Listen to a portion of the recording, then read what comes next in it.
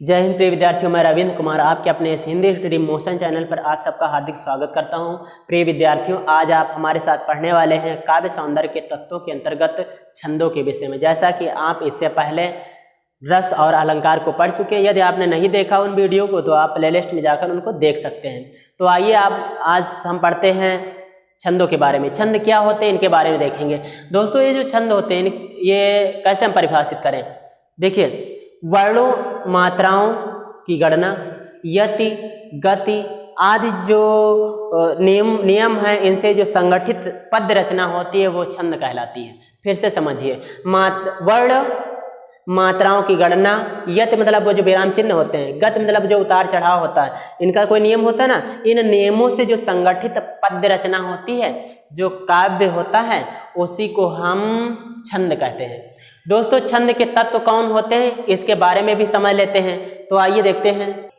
दोस्तों, आप लोगों के सम्मुख ये तत्व दिए गए हैं। कुछ ही तत्व दिए गए हैं, यहाँ पर सभी नहीं दिए गए हैं। जैसा कि वर्ण आता है, इसका तत्व होता है वर्ण। दोस्तों, ये भाषा की सबसे छोटी इकाई होती है, मतलब वर्ण या ध्वनि इनको कहते हैं। इनसे छोटा इनको नहीं कर सकते, है ना। वर्णों के अंतर्गत दोस्तों वर्ण दो प्रकार के होते हैं। ये जैसे ह्रस्व होता है और गुरु होता है, जिसको ह्रस्व और दीर्घ कहते हैं। ह्रस्व और दीर्घ कहते हैं। दोस्तों, ह्रस्व में देखें कौन कौन से वर्ण आते हैं। ह्रस्व में दोस्तों आ आता है, ई आती है, ऊ आता है। ये जो वर्ण होते हैं दोस्तों, ये ह्रस्व होते हैं। क्या होते हैं? ह्रस्व होते हैं। ह्रस्व इनको क्यों कहते हैं? ह्रस्व माने होता है छोटा। कहने मतलब इनका उच्चारण करने में कम समय लगता है। इनका उच्चारण करने में कम समय लगता है, इसलिए इनको कहते हैं ह्रस्व। दोस्तों, आप लोगों में से कोई धैर्य नहीं खोएगा। यदि कोई धैर्य खोने वाला हो, कोई फास्ट चाहता है तो वो इस वीडियो के अंत में कुछ पा जाएगा फास्ट, और या तो फिर वो अगले वीडियो में फास्ट पाएगा। बाकी यहाँ पर हम बेसिक से समझाने वाले, जिस बच्चे को, जिस विद्यार्थी को कुछ भी पता नहीं है, उसको हम समझा रहे हैं आज। तो दोस्तों, चूंकि यहीं से समझाएंगे तो सब लोगों की समझ में आ जाएगा। तो ये आ गया ह्रस्व वर्ण। कौन से होते हैं? आ ई उ होते हैं, और इसके अतिरिक्त जो भी होते हैं वो दीर्घ होते हैं। क्या होते हैं? दीर्घ होते हैं। और जब जितने भी व्यंजन होते हैं वो भी ह्रस्व होते हैं। कौन होते हैं ह्रस्व? व्यंजन वर्ण जितने भी होते हैं सब के सब ह्रस्व होते हैं, बशर्ते उसमें शर्त ये है कि उसमें कोई वो वाली मात्रा नहीं होनी चाहिए। अगर कोई मात्रा है तो आ ई उ होनी चाहिए।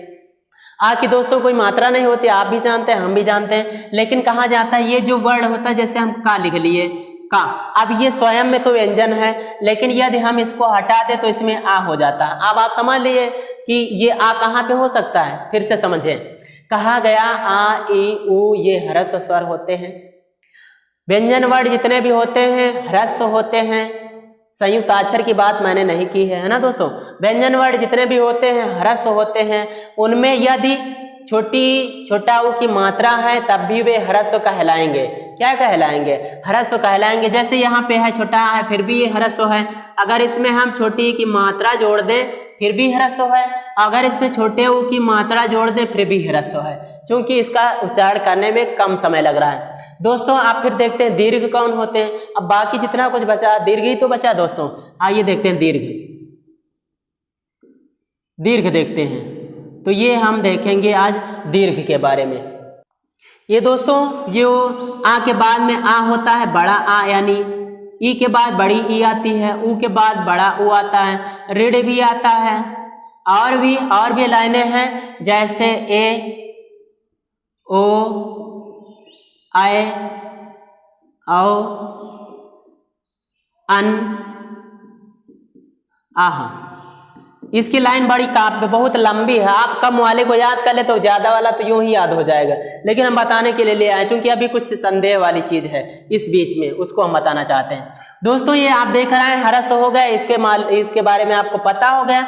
ये दीर्घ में देखें तो बड़ा आ, बड़ी ई, बड़ा ओ, ऋण ए, यहाँ पे माफ कीजिएगा, ओ आए औ अन आ। हम ऐसे इस क्रम से लिखे हैं दोस्तों। यहाँ पर वो हम अक्सर पढ़ा करते हैं माहेश्वर सूत्रों के अंतर्गत प्रत्याहार बनते हैं। तो माहेश्वर सूत्र में इसी क्रम से लिखा, इसलिए लिख दिया, माफ कीजिएगा, क्रम गलत है यहाँ पे, हम मानते हैं दोस्तों। लेकिन यहाँ पर मेरा उद्देश्य सिर्फ आपको समझाने का है।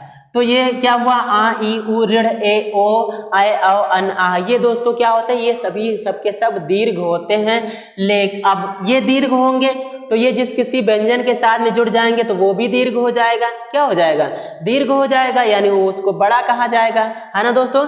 लेकिन इसमें कुछ वर्ण हैं जो बदलते रहते हैं समय के हिसाब से। ये है ए, क्या है दोस्तों, ए है और ओ है। क्या है, ए है और ओ है, ये आप देख रहे हैं। ये जो दो वर्ड होते हैं इसलिए तो हमने इकट्ठा कर दिया इनको।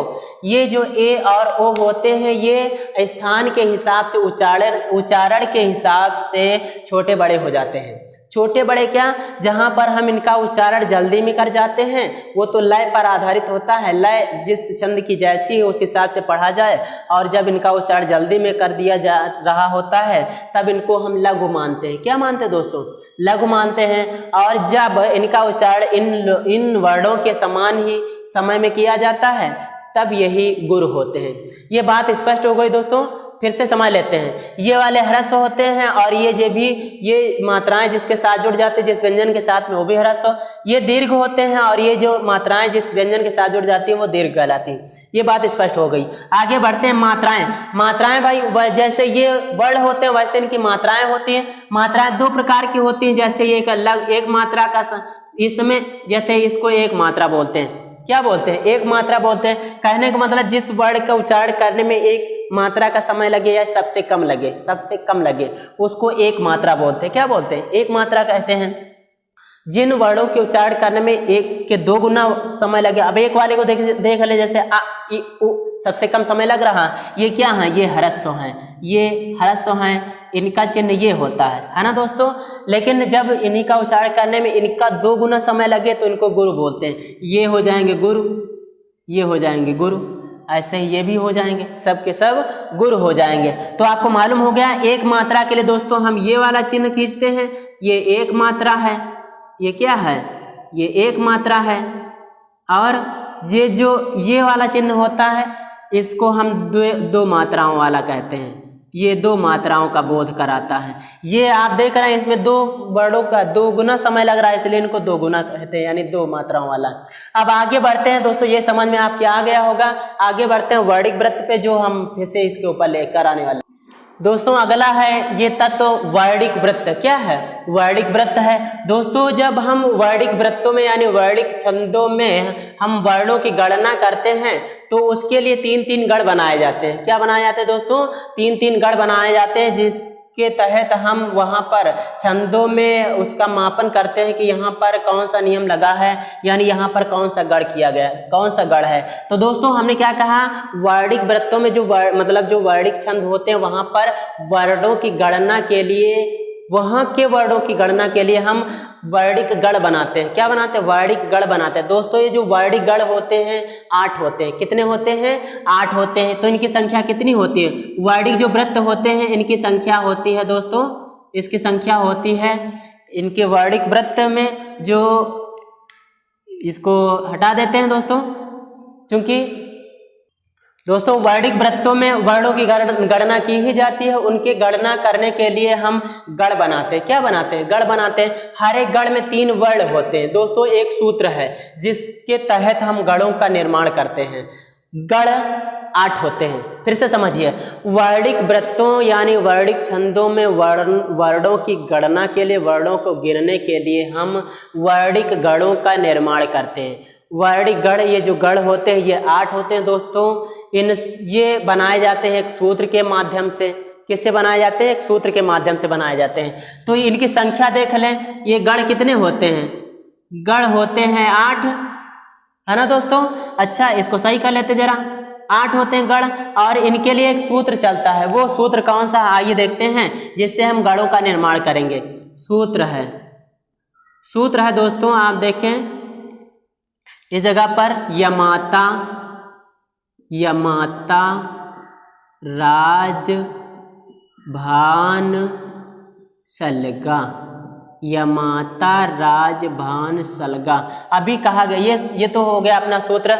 अभी कहा गया दोस्तों कि यहाँ पर वर्णों की गणना के लिए गढ़ बनाए जाते हैं। 8 ये गढ़ होते हैं, इसमें अक्षर तो बहुत सारे होंगे, 8 गढ़ होंगे और ये 3-3 वर्णों तक जाते हैं। एक एक गढ़ कितने वर्णों तक जाते हैं? 3-3 वर्णों तक जाते हैं। आइए हम कुछ गढ़ों को बनाते हैं दोस्तों। गढ़ होते क्या हैं हम अभी 3 तक वर्णों को लेंगे, वह भी गढ़ मालूम हो जाएंगे। जैसे या से ले और ता तक जाएं वह 3 वर्ण हो जाएंगे, इसको कहते हैं यगड़। क्या कहते हैं दोस्तों? यगड़ कहते हैं। अब माँ से शुरू करें, मातारा तक जाएं, इसको मगड़ बोलते हैं। ता से राज तक जाएं, इसको तगड़ बोलते हैं। राजभा राज से ये राज से भा तक जाएं तब 3 वर्ण हो जाते हैं, इसको रगड़ बोलते हैं। जा से शुरू करें और 3 वर्णों तक पहुँचें तो ये जगड़ कहलाता है। भा से आगे बढ़ें तो ये भगड़ कहलाता है। ठीक उसी तरह से ना से भी आगे बढ़ें तो नगड़ कहलाता है। और सा से 3 वर्णों तक जाएं, चौथा आगे वर्ण नहीं बचता है तो वो सगड़ कहलाता है। कितने गढ़ हुए दोस्तों? ये 8 गढ़ हुए। यगड़, मगड़, तगड़, रगड़, जगड़, भगड़, नगड़, सगड़, ये होते हैं 8 गढ़। इनको कैसे बनाते हैं इसके बारे में समझते हैं दोस्तों। इसमें पहला वर्ण है क्या? या है। क्या है? इसमें पहला वर्ण है या से हम यगड़ बनाएंगे। क्या बनाएंगे दोस्तों? यगड़ बनाएंगे। अब इसमें कौन कौन से वर्ण होंगे ये हम देखते हैं। इस सूत्र में जिस क्रम से लघु गुरु लिखा है वैसे ही यहाँ पे हम बना लेंगे। यगड़ में दोस्तों पहला या है, इसमें कोई मात्रा नहीं है, ये लघु है, इसलिए इस यगड़ जहाँ भी होगा उसका पहला वर्ण लघु होता है। दूसरा यहाँ पे मात्रा पड़ रही है माँ में, ये गुरु हो जाएगा, ये गुरु हो गया। तीसरे 3 ही वर्ण तक जाना तो तीसरा भी यहाँ पे गुरु है। तो यहाँ पर यगड़ मतलब क्या होता है? यगड़ मतलब ये हुआ कि पहले लघु फिर 2 गुरु हो तो वहां पर यगड़ होता है, उसी को हम यगड़ कहते हैं। किसको यगड़ कहते हैं? पहले लघु और फिर 2 गुरु हो, उसी को हम यगड़ कहते हैं। आइए दूसरा हम बना देते हैं। जैसे ये मगड़ हम बनाएं, क्या बनाएं दोस्तों? मगड़ बनाते हैं। मगड़ दोस्तों आप देख रहे हैं, मगड़ बनाने के लिए क्या करते हैं? पहले माँ देखो गुरु है तो मगड़ में पहला वर्ण गुरु होगा, दूसरा भी गुरु है यानी दूसरा भी गुरु होगा, तीसरा मातारा तक जाना ये भी गुरु होगा। कहने मतलब क्या हुआ? मगड़ जहाँ भी होता है वहाँ पे 3 के तीनों वर्ण गुरु होते हैं। आइए और भी बना लेते हैं एक आध। जैसे आप पहुँचे ता पर, ता से होता है तगड़। क्या होता है दोस्तों? तगड़ होता है। तगड़ में क्या होगा? पहले ता देखो गुरु है तो यहाँ पे गुरु हो जाएगा, फिर दूसरा भी गुरु है, दूसरा भी गुरु हो गया। रा फिर जा है, जा एक लघु वर्ण है ना दोस्तों, तो इसको हम लघु बना देंगे। अब 3 तक गए और 3 ये तगड़ भी पूरा हो गया। तगड़ कहाँ पे होता है? तगड़ की पहचान क्या होती? इसमें 2 पहले गुरु होते हैं और तीसरा वाला जो वर्ण होता है वो लघु होता है, इसी को हम तगड़ कहते हैं। इसको क्या कहते हैं? तगड़ कहते हैं। ऐसे ही एक आधा और बना देते हैं दोस्तों।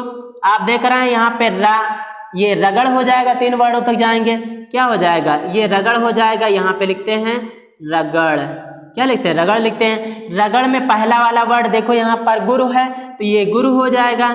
दूसरा लघु है, क्योंकि जा में कोई मात्रा नहीं है, ये हो जाएगा लघु। मात्रा भी छोटाओं की होती तब भी यहाँ पे लघु हो जाता है। अच्छा, राजभा तक जाना है। भा तो देखो बड़े मात्रा जुड़ी है, ये दीर्घ है तो इस प्रकार से दीर्घ हो गया। हम देखा दोस्तों, रगड़ मतलब क्या हुआ? पहले गुरु होगा, पहले फिर लघु होगा, फिर गुरु होगा। आप इसी प्रकार से और भी बना सकते हैं दोस्तों। तो आज के अंक में सिर्फ इतना ही, और अगले अंक में हम वर्णों के विषय में, ये मुख्य जानकारी थी।